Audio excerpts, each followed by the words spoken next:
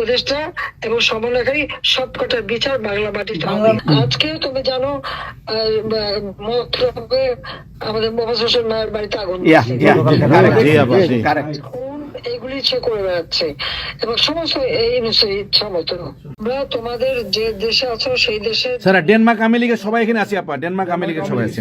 আপনি এখন আমাদের কিছু নির্দেশনা দেন আমরা প্রবাসী থেকে কি করতে পারি, এবং বাংলাদেশে আমাদের যে ফ্যামিলি আছে, আত্মীয় স্বজন আছে, আমাদের যে বিভিন্ন দলের নেতৃবৃন্দরা আছে, আমরা কিন্তু অর্থনৈতিক থেকে বিভিন্নভাবে সহযোগিতা করতেছি, যার যেভাবে পারি আমরা। বাকিটা আপা আপনি নির্দেশনা দেন, আপনার নির্দেশনা মতো আমরা কাজ করবো বাংলাদেশে এবং প্রবাসে। তোমাদের যেটা করতে হবে একটা হচ্ছে তোমরা যে দেশে আছো সেই দেশের আইন কানুন মেনে ইউরোপিয়ান ইউনিয়নে যেখানে তোমার ওখানকার পার্লামেন্টে যেখানে আছো সব জায়গায় এই জনমতটা তৈরি করতে হবে। সন্ত্রাসের রাষ্ট্রে পরিণত করছে বা মানুষ খুন করছে, আজকে খুন করছে।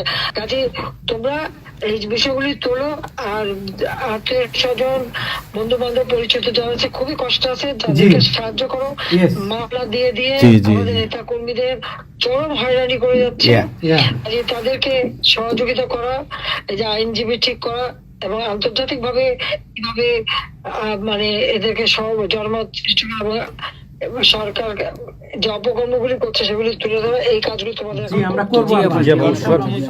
আপা একটা জিনিস একটু সন্দেহ লাগতেছে আপা, তাদের সাথে তোমরা থাকবা, কাজ করবা, আর দেশের ভিতরেও মানুষকে যে এই সরকারকে না তাড়ালে দেশের মানুষের মুক্তি দেয়, যে এরা জঙ্গিদের সাথে হাত মিলিয়ে এই নিউজ যাকে সবচেয়ে বেশি সুবিধা আমি দিচ্ছি, গ্রামীণ ব্যাংকে 400 কোটি টাকা আমি দিয়েছিলাম যখন 96 সালে সরকারে ছিলাম, ব্যাংকটা বসে যাচ্ছিল।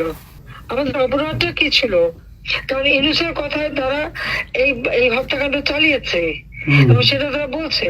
15 জুলাই থেকে এরপরে এই পর্যন্ত যত হত্যাকাণ্ড হচ্ছে, অগ্নিসংযোগ সবকিছু ইউনুসের নির্দেশেই এই এত বুকের মায়ের কোল খালি হয়েছে, এত পুলিশ মারা গেছে, আর সব থেকে মারা গেছে তো আওয়ামী লীগের নেতা কর্মী।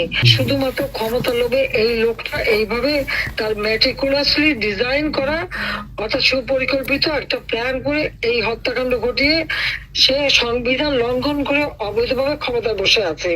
এখন উনি নাকি আমাদের বিচার করবেন, সে নিজেই খুনি। ইউনুস নিজে খুনি, তার সমন্বয়করা খুনি।